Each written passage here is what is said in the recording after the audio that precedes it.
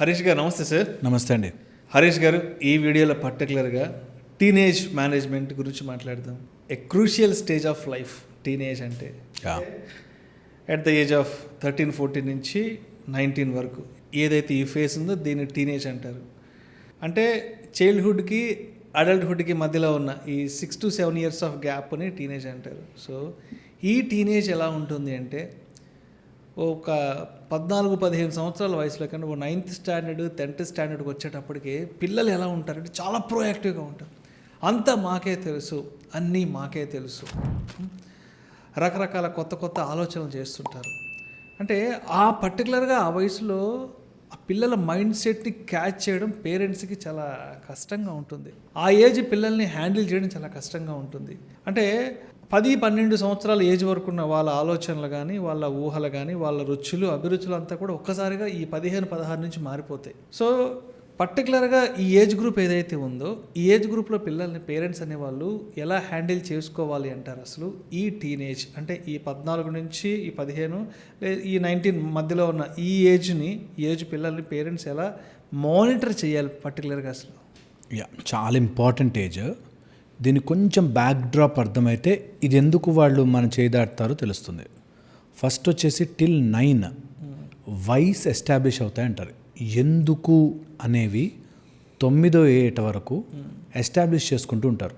అంటే నిప్పులో చేయబెట్టద్దు అని చిన్నప్పుడు చెప్పామనుకో, ఈ వై అనేది ఓహో చేయబెడితే కాలుతుంది, నిప్పు వేడిగా ఉంటుంది అనే క్వాలిటీస్ అన్నీ ప్రపంచాన్ని చూసి నేర్చుకుంటూ ఇలా రూల్స్ వచ్చేస్తాయి. ఓకే, ఇది తండ్రి అంటే ఇలా ఉంటాడు, తల్లి ఇలా చేస్తుంది, తర్వాత పిల్లలు ఇలా ఉంటారు, లేకపోతే టీచర్ ఇలా ఉంటుంది అని సొసైటీలో ఉండి, ఫ్యామిలీలో ఉండే, ప్రకృతిలో ఉండే రూల్స్ అన్నీ తెలుసుకుంటారు 9 వరకు. అందుకే మీరు చూడండి, అప్పటిదాకా అన్ని వై ఎందుకు ఎందుకు ఎందుకు అని అడుగుతారు పిల్లలు. క్వశ్చన్లు, ఎందుకు అట్లా చేసావు నాన్న, ఎందుకు ఇట్లా చేసావు నాన్న, అన్ని వై వై వై అని అడుగుతారు. 9 వచ్చాక వైకి సంబంధించిన రూల్స్ స్టేబుల్ చేసుకుంటారు. టేబుల్ ఇలా ఉంటుంది, అది స్టాండర్డ్ అయిపోతుంది. మీరు కావాలంటే చిన్నపిల్లలు చెప్పండి, ఇది టేబుల్ కాదు స్పూన్ రా అన్నాం అనుకో, కాదు నీకు తెలియదు అంటాడు. ఎందుకంటే they have established a principle, they established an example. అవి సెలెక్ట్ చేసుకుని ఎస్టాబ్లిష్ చేసుకుంటారు 9 ఏళ్ల వరకు.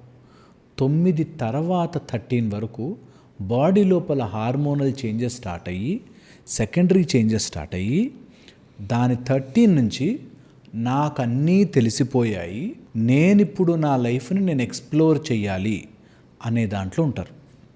ఇలాంటి మనస్తత్వంలో ఉన్న పిల్లలకి గుప్పెడు మూస్తే అది ఏంటో చూడాలనే కుతూహలం ఉంటుంది. టీనేజ్లో ఉండే భయంకరమైన స్టేజ్ ఎందుకు అవుతుంది అంటే, నాకేదో తెలుసుకోవాలి అనేది తప్పుదారి పడుతుందేమో అని. ఎందుకంటే ఈ ఏజ్లో ఉండేది కంపల్సరీగా ఎంతూజియాజం, ఎనర్జీ కంపల్సరీ ఉంటుంది. దాంతోపాటు వాళ్ళకి they have high grasping power, చాలా చాలా చకచక తెలుసుకునేడానికి వీలుగా ఉంటుంది. నెక్స్ట్ వచ్చేసి ఈ ఎనర్జీ అండ్ ఎంతూజియాజంతో పాటు వాళ్ళు ఈ ప్రపంచాన్ని నేను ఎక్స్ప్లోర్ చేయాలి, నాకేదో కొత్త ఆనందము సుఖము రావాలి అనే దాంట్లోకి అడుగు పెడతారు. సో అందుకని గుప్పెడు మూసి, నువ్వు ఇది తెలియకు, నీకు అవసరం లేదు, నువ్వు చూడకు, నువ్వు మాట్లాడకు, నువ్వు ఇలా ఉండకు అని చెప్పి అన్నిటినీ ఆపుతుంటే వాళ్ళు ఇంకెక్కడో వెతుకుతారా ఆనందాన్ని. సో కంపల్సరీగా రెస్ట్రిక్టివ్ బిహేవియర్ 13 తర్వాత నుంచి నువ్వు ఎంత బలవంతంగా ఆపు అంత స్ప్రింగ్ లాగా వెనక్కి వస్తారు. సో అందుకని వాళ్ళని క్వశ్చన్ మోడ్ కంటే ఆన్సర్ మోడ్లో పెట్టాలి అంటారు. ఎంతసేపు నువ్వు క్వశ్చన్ చేస్తున్నావు అనుకో ప్రాబ్లం, వాళ్ళని ఓపెన్ ఎండ్ క్వశ్చన్స్ చేస్తూ ఉండాలి. టీనేజ్కి ఇది ట్రై చేయండి, ఏ పేరెంట్స్ ఉన్నా సరే టీనేజ్ వాళ్ళు మాట్లాడితే వినే అలవాటు చేయండి. అంటే నువ్వు ఓపెన్ ఎండ్ క్వశ్చన్ ఇచ్చి, నీకు ఆ రోజు ఎట్లా అనిపించింది సినిమా అని ఓపెన్ ఎండ్ ఇస్తే వాళ్ళు చెప్పేదాన్ని బట్టి వాళ్ళ పర్సనాలిటీ తెలుస్తుంది అంటారు. సో ఇది చాలా చాలా ఇంపార్టెంట్. దీంతోపాటు బికాజ్ ఆ ఏజ్లో ఎనర్జీ ఉంటుంది అండ్ ఆ ఏజ్లో చాలా చేంజెస్ జరుగుతాయి కాబట్టి పేరెంట్స్గా వాట్ ఈజ్ రైట్ అనేది నువ్వు చేసి చూపించేటట్టుగా ఉండాలి. లేకపోతే ఇప్పుడు రూల్స్ ఫామ్ అవుతూ ఇది తప్పు కదా, ఇది రైట్ కదా అంటే, ఎందుకు రైట్ వాడు చేశాడు కదా, ఎందుకు రైట్ వీడు చేశాడు కదా, నీకు తెలియదు కదా అని వస్తుంది. ఈ ఏజ్లో 3 ఇంపార్టెంట్ ఫోర్సులు పడతాయి. ఒకటి పేరెంటల్ ఫోర్స్, అంటే ఇంట్లో తల్లి తండ్రి ఫ్యామిలీ ఇలా. సెకండ్ సొసైటల్ ఫోర్సెస్, సొసైటీ నుంచి వచ్చే ఇన్ఫర్మేషన్. థర్డ్ వాళ్ళ సెల్ఫ్ ఎంక్వైరీ, ఈ మూడిటిని మాత్రం చాలా జాగ్రత్తగా క్యాలిబ్రేట్ చేస్తే ఆ పిల్లవాడు చాలా స్ట్రాంగ్ అవుతాడు. ఎలాగో ఎడ్యుకేషన్ అవన్నీ ఎలాగో ఇస్తాం మనం, మెయిన్గా ఈ మూడిటి మీద ఫోకస్ పెట్టాలి. ఫ్యామిలీ నుంచి వచ్చేసరికి ఆర్ ఇంట్లో నుంచి వచ్చేసరికి పేరెంటల్ నుంచి తల్లి తండ్రి రెస్ట్రిక్టివ్గా నన్ను మాట్లాడనివ్వరు అని వాళ్ళకి ఎస్టాబ్లిష్ అయిందంటే నీ వెనకాల చాలా చేస్తారు. సో మాట్లాడనివ్వండి, చెప్పనివ్వండి. ఈ మాట్లాడనిచ్చేటప్పుడు నీచంగా కించపరుస్తూ పేరెంట్స్తో మాట్లాడకూడదు. అది స్ట్రిక్ట్ చేయండి. నువ్వు నీకేం తెలియదు డాడీ, నువ్వు ఇలా కాదు, నువ్వు నోరు మూసుకో అని ఇట్లా మాట్లాడుతున్నా అంటే తండ్రితో స్టాప్ ఇట్. ఎందుకంటే ఒకసారి నిన్ను ఆ స్టేజ్లో పెట్టాడంటే నువ్వు ఏం చెప్పినా వినడు. సో అందుకని you just can't talk to me like that అనే విషయం తెలియాలి పిల్లలకి. నువ్వు ఎంత పెరుగుతున్నా I am parent, I am father, నేను మంచి ఆలోచిస్తాను, ఐ యామ్ మదర్, నేను మంచి ఆలోచిస్తాను అనే ఒక స్టాండర్డ్లో పెట్టాలి పిల్లల్ని. ఎందుకంటే మనము వేస్ట్ అయినప్పుడు ఎవడో గొప్పగా కనిపిస్తాడు. ఎవడో గొప్పగా కనిపించినప్పుడు వాడు ఎలా ఇన్ఫ్లుయెన్స్ చేసినా పడతారు. సో వెరీ ఇంపార్టెంట్, స్ట్రిక్ట్నెస్తో ఒక టైప్ ఆఫ్ డిసిప్లిన్ తీసుకురావాలి. మరీ కన్స్ట్రిక్టివ్ అయిపోతే వాడు నీ వెనక దారి నుంచి ఇంకో దారి పడతాడు. సో మీరు ఈ విషయం చెప్తుంటే నాకు ఒక విషయం ఒకటి గుర్తొస్తుంది. మనం చిన్నపిల్లలుగా ఉన్నప్పుడు మనం ఏదన్నా చేస్తే పేరెంట్స్ కొడతారు, తిడతారు అన్న భయం, భక్తి మనలో ఉండేది. ఈ పని చేస్తే నాన్నగారు ఏమన్నా అంటారేమో, ఈ పని చేస్తే అమ్మ తిడుతుందేమో అన్న సంగతి మనకి చిన్నప్పుడే ఒక 7-8 సంవత్సరాలు, 9-10 సంవత్సరాలకే మనకు అప్పట్లో తెలిసేది. ఇప్పుడు పిల్లలు పేరెంట్స్ మీద తిరగబడుతున్నారు. అరే అది చెయ్యొద్దురా, అక్కడికి వెళ్ళొద్దురా అని పిల్లల్ని అరిస్తే 7-8 సంవత్సరాల పిల్లలు, 10 సంవత్సరాల పిల్లలు కూడా అమ్మ మీదకి తిరగబడుతున్నారు కొట్టడానికి. సార్ ట్రూ, తయారు చేసుకున్నాం మనం తయారు చేసుకున్నాం. ఎగ్జాక్ట్లీ, మనం అలా సిస్టమ్ని తయారు చేసాం. అక్కడెక్కడో ఒక టీచరు ఒక పిల్లవాడిని కొట్టిందని మా టీచర్లు కొట్టారు, మాకు హోంవర్క్ రాయిపోతే చేతి మీద కొట్టారు, మేమేం టీచర్ల మీద కంప్లైంట్ ఇవ్వలే కదా. అక్కడెక్కడో ఒక పిల్లవాడికి ఒకటి జరిగిందని అసలు పిల్లలు ఎవరిని కొట్టద్దు అని రూల్ పాస్ చేశారు. ఎవరిని పిల్లల్ని కొట్టకూడదు, చంపకూడదు, అది తెలిసిందే. ఒక టీచర్ అంటే భయం, టీచర్ అంటే భక్తి, ఈ రెండు ఉన్న చోట వాళ్ళు ఒక ఆర్గనైజ్డ్ వేలో వెళ్తారు. ఆర్గనైజేషన్ అవసరం లేదు అనుకుంటే వేరే. నేను ఒక చాలా పెద్ద పాయింట్ చెప్తాను, దట్ మనమే మన పిల్లలకి అలాంటి ఆయుధాలు చేతిలో పెట్టాం. ఒక టీచర్ తిట్టకూడదు, ఒక పేరెంట్ ఏమనకూడదు, ఒక మదర్ ఏం చెప్పకూడదు. ఇంకెవరు చెప్తారు? బయట డ్రగ్స్ అమ్మేవాడా? ఎవరు చెప్తారు? సో అందుకని వెరీ ఇంపార్టెంట్, పిల్లలని క్రమశిక్షణ అనేదాన్ని ఈజీ చేసేయడం అనేది తప్పు.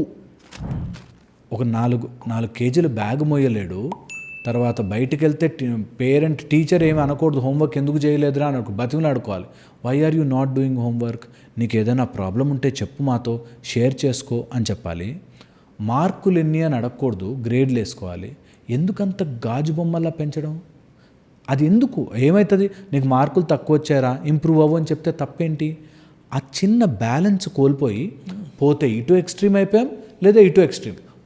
కొట్టేసేసి చంపేసే వాళ్ళు ఉన్నారు, లేకపోతే స్ట్రిక్ట్నెస్తో చంపేసే వాళ్ళు ఉన్నారు, లేకపోతే మొత్తానికే లైట్ వదిలి వాడిని ఏమైనా అంటే ఏం చేసుకుంటాడు, మా అమ్మాయిని ఏమైనా గట్టిగా అంటే లోపలికి వెళ్ళి డోర్ వేసుకుంటుందండి అనే స్టేజ్కి వెళ్ళిపోతాం. సో 2 ఎక్స్ట్రీమ్లు తప్పు అంటాను. రైట్. ఇక్కడ నేను ఒక విషయం గుర్తు చేస్తాను సార్. మనం చిన్నపిల్లలుగా ఉన్నప్పుడు, అంటే మనకు ఒక 9 సంవత్సరాలు 10 సంవత్సరాలు ఏజ్లో మనం ఉన్నప్పుడు మన పేరెంట్స్ మనల్ని మన ఇంటి దగ్గరలో ఉన్న ఒక షాప్కి, ఒక అంగడికి పంపించి, ఒక దుకాణానికి పంపించి సరుకులు తెమ్మంటే మనం ఒక సంచి నిండా సరుకులు పట్టుకొచ్చేవాళ్ళం. ఎప్పుడు? మనకు ఒక 9 ఏళ్ళు 10 ఏళ్ళు వయసు ఉన్నప్పుడు. ఇవాళ ఒక 15 సంవత్సరాల వయసు ఉన్న ఒక పిల్లాన్ని అంగడికి పంపించి, షాపుకి పంపించి ఒక సబ్బు, ఒక షాంపూ ప్యాకెట్ తెమ్మంటే తేలేని పరిస్థితిలో ఉన్నారు. ఇవాళ చిన్నపిల్లలు షాప్కి వెళ్ళి గ్రాసరీస్, ఒక కందిపప్పు, శనగపప్పు, ఒక పెసరపప్పు తీసుకురమ్మంటే తెలియదు. అంటే నేను కూడా ఇంట్లో అప్పుడప్పుడు కంపేర్ చేసుకుంటుంటాను. అరే ఈ ఏజ్లో ఉన్నప్పుడు మనకి ఇంట్లో ఒక 100 రూపాయలు ఇచ్చి ఒక చిన్న కాగితం మీద ఓ 10 రకాల సరుకులు రాసిచ్చి పంపిస్తే అవన్నీ కరెక్ట్గా ఒక సంచిలో వేసుకొని ఆ సంచి భుజం మీద మోసుకొని తెచ్చేవాళ్ళు, ఇంటికి తెచ్చేవాళ్ళం సార్. మీరైనా చేశారు, నేనే చేశాను. ఇవాళ ఒక 15 సంవత్సరాల కుర్రాడికి కూడా ఇంట్లో వాళ్ళు పక్కన ఉండే ఒక కిరాణా షాప్కి వెళ్ళి ఇదిగో ఈ కందిపప్పు తీసుకురా, ఈ మినపప్పు పట్టుకురా అంటే వాడికి తెలియదు సార్. నిజంగా అలాంటి జనరేషన్ ఇప్పుడు చూస్తున్నాం సార్ మనం. ఇందులో చాలా మటుకు వెస్టర్న్ ఇన్ఫ్లుయెన్స్, బయట నుంచి వచ్చే ఇన్ఫ్లుయెన్స్ వల్ల ఏమవుతుందంటే గ్లోబలైజేషన్ అనాలో లేకపోతే పిల్లల్ని ఫ్రీడమ్తో పెంచుతున్నాం అనాలో, freedom without responsibility is always dangerous. So అందుకని నేనేం ప్రపోజ్ చేస్తానంటే బ్యాలెన్స్ చేయండి. ఎక్కడ స్ట్రిక్ట్ ఉండాలో అక్కడ స్ట్రిక్ట్ ఉండాలి, ఎక్కడ పిల్లలతో జోవియల్గా ఉండాలో జోవియల్గా ఉండాలి. అందులోనూ 13 to 19 చాలామంది మా దగ్గరకు వచ్చేవాళ్ళు, మాకు అసలు ప్రపంచం తెలియదండి, మా నాన్న చాలా కన్జర్వేటివ్ పెంచాడండి, మమ్మల్ని అసలు బయటికే పంపేవాడు కాదండి అని ఒక సెట్ అయితే, ఇంకోళ్ళు మమ్మల్ని అసలు పట్టించుకోలేదు, మేము బయట ఎన్నో చేసాం. ఈ టైప్లో ఈ రెండూ డేంజరస్సే. అందుకని ఆ బ్యాలెన్స్ ఎంత బ్యూటిఫుల్గా తీసుకురాగలిగితే అంత బాగుంటుంది. అండ్ పిల్లలకి చెప్పాల్సింది, ఈ ఏజ్లో స్పాట్ లైట్ సిండ్రోమ్ అని ఉంటుంది అమ్మాయిలకి కానీ జనరల్లీ, దట్ నన్ను ఎవరో చూస్తున్నారు, ఆపోజిట్ జెండర్ నన్ను ఆ అమ్మాయి చూసింది ఆర్ ఆ అబ్బాయి నన్ను చూశాడు అనే ఒక స్పాట్ లైట్, నేనే అందరు నన్ను చూస్తున్నారు అనే ఒక సందు వస్తుంది. అది వెరీ వెరీ ఇంపార్టెంట్. దాన్ని వాళ్ళకి అర్థం చేయించాలి. దట్ అవసరం లేదు, అందరు ఈ స్టేజ్ గోత్రూ అవుతారు, అంత ఆవేశపడిపోవాల్సిన అవసరం లేదు, అంత ఇంప్రెస్ చేయాల్సిన దాంట్లోకి వెళ్ళకండి అనేది పిల్లలకి నేర్పించాలి. లేకపోతే ఆ డిస్కనెక్ట్ రాకపోతే నేను వాడినెవరిని ఇంప్రెస్ చేయాలి, నేను ఆమెనెవరిని ఇంప్రెస్ చేయాలని వీళ్ళు అనవసరంగా గంటలు టైం వేస్ట్ చేస్తారు. ఇది కూడా ఒక చాలా చాలా important condition. And teenage emotions చాలా వేవీగా ఉంటాయి. ఒకసారి ఆవేశంగా ఉంటారు, ఒకసారి చల్లబడతారు, ఒకసారి ఆవేశంగా ఉంటారు. అందుకని ఆ వేవీ టీనేజ్ దాన్ని ఓపెన్గా పేరెంట్స్ దగ్గర ఒక మంచి హెల్దీ డిస్కషన్ తీసుకురావాలి. అలా అనగానే చాలా మటుకు ఎయిదర్ నో అలా చేయలేమంటారు, లేకపోతే టూ మచ్గా ఓపెన్ మాట్లాడేసి టీవీలు చూపించేసి సినిమాలు చూపించేసి చేస్తారు. రెండూ తప్పే. ఆ బ్యాలెన్స్ తీసుకురావడం చాలా చాలా ముఖ్యం.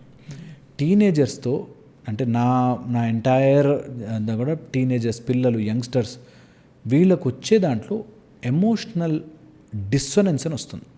ఆ డిస్సొనెన్స్ని రానికుండా ఆపాలి. డిస్సొనెన్స్ అంటే రెండు ఎమోషనల్ ఒకటేసారి రాగానే ఏం చేయాలో అర్థం కాదు, ఇది కాన్ఫ్లిక్ట్ అవుతుంటుంది, ఫైట్ చేస్తుంటుంది.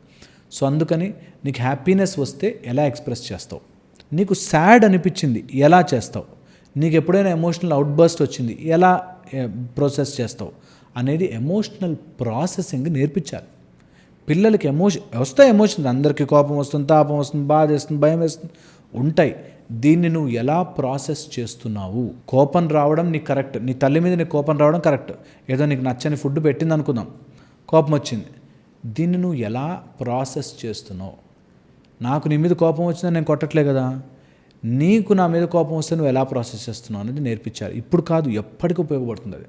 దట్ నాకు నిజంగా ఆఫీస్లో ఇరిటేషన్ వచ్చి కోపం వచ్చింది, నేను రిజైన్ చేయలేను, నెక్స్ట్ డే జీతం ఏమవుతుంది, నా భవిష్యత్తు ఏంటి, తర్వాత ఏం చూసుకోవాలని ప్లాన్ చేసుకుంటాం. అలాగా మన కోపముని, మన ఎమోషన్స్ని, ఒక అమ్మాయి మీద చూడగానే కోరిక వచ్చింది, లేకపోతే ఒక అబ్బాయి మీద చూడగానే మోజైంది, లేకపోతే ఒక స్కూల్లో ఎవరైనా తిట్టేసరికి నాకు డిప్రెషన్ వచ్చింది, ఈ అన్ని ఎమోషన్స్ని నువ్వు ఎలా ప్రాసెస్ చేస్తున్నావు. నీకు ఎప్పుడైనా కోపం వస్తే ఏం చేస్తావు, నీకు ఫుల్ ఆనందం వచ్చింది ఏం చేస్తావు అనేది పిల్లలకి నేర్పించాలి, టీనేజ్లో నేర్పించాలి. చాలా చాలా ముఖ్యం. Okay, very important. దీంతోపాటు ఒక kind of slow spiritual progression తీసుకురావాలి. ఇదే స్టేజ్లో దేవుడికి, స్పిరిచువాలిటీకి దూరం అయిపోతారు. ఎందుకంటే అప్పటిదాకా ఒకలా క్లోజ్డ్గా ఉండి ఇలా ఉన్నవాళ్ళు టీనేజ్ వచ్చేసరికి దేవుడిని ఓన్లీ ఏటీఎం మెషిన్ లాగా, నాకు అది తీర్చు, ఇది తీర్చు, ఇది తీర్చు, ఇది తీర్చు అంటారు.